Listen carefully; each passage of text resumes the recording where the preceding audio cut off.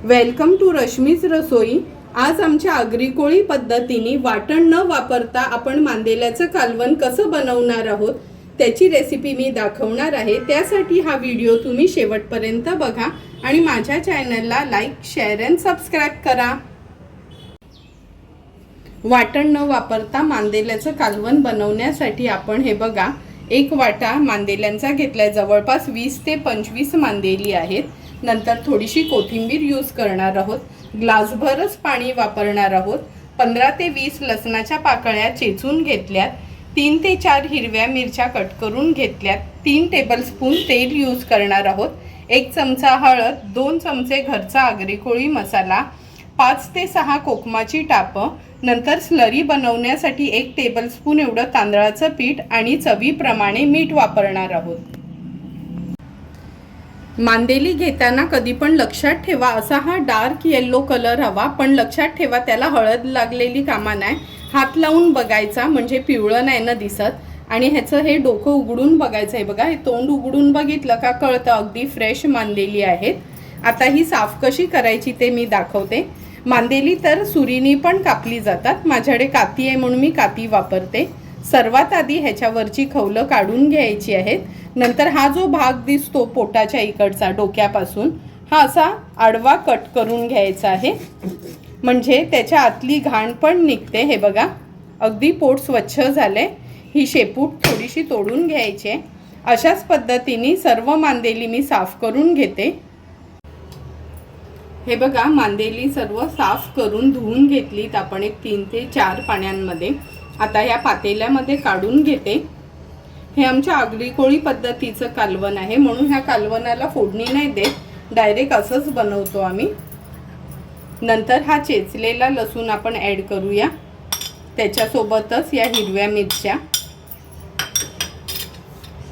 हा घरचा आगरी कोळी मसाला आहे, तो ॲड करणार आहोत। हा मसाला नसेल तर तुम्ही फक्त मिरची पावडरमध्ये हे कालवण बनवलं तरी सुंदर लागतं।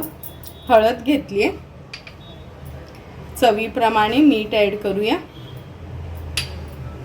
ही 5-6 कोकमाची टापं घेतली आहेत, ती ॲड करणार आहोत।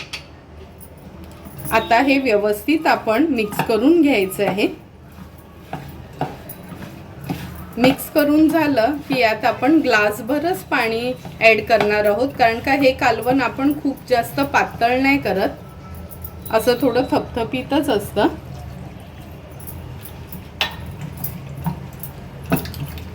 हे बघा,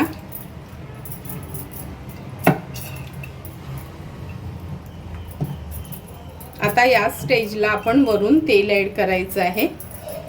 3 टेबलस्पून एवढं मी तेल घेणार आहे। तेल ॲड केल्यानंतर हे कालवण लगेचच आपण गॅसवर ठेवणार आहोत। गॅस चालू करते आणि हे कालवणाचं पातेलं आपण गॅसवर ठेवणार आहोत। थोडंसं हलवून घ्यायचंय असं। आता झाकण देते आणि उकळी येईपर्यंत वाट बघणार आहोत। हे बघा, आपल्या कालवणाला छान उकळी आली आहे। झाकण काढून मी तुम्हाला दाखवते।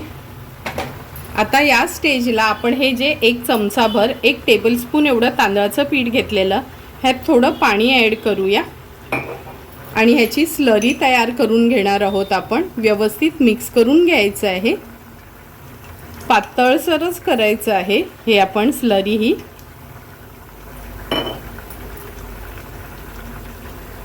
हे बघा, ही स्लरी आपली तयार झाली आहे।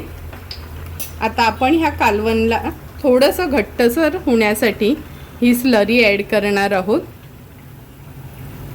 आणि लक्षात ठेवा, हे कालवण जास्त हलवायचं नाही।